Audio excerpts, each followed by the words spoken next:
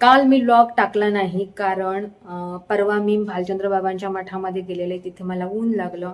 संध्याकाळी आल्यानंतर मला भरपूर डोकं दुखायला लागलं. तरीही रात्री मी 2 वाजेपर्यंत बसून एडिट केला आणि त्याच्यानंतर मला एवढा त्रास झाला. काल दिवसभर मला उलट्या झाल्या, डोकं दुखायला लागलं. काल व्हिडिओ करणं शक्यच झालं नाही.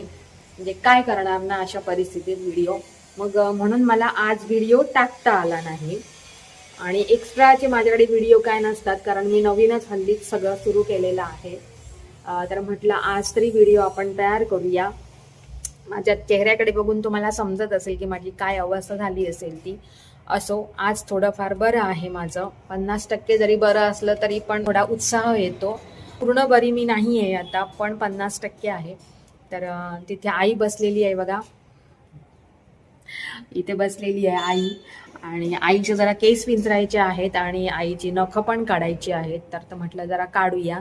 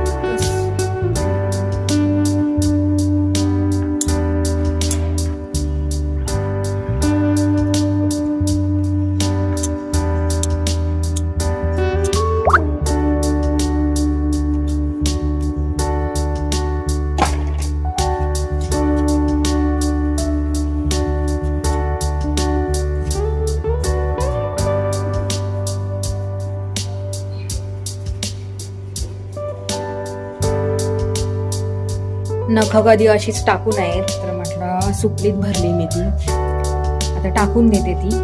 मगाशी दीक्षाने येऊन फरशी आणि कचरा करून गेली.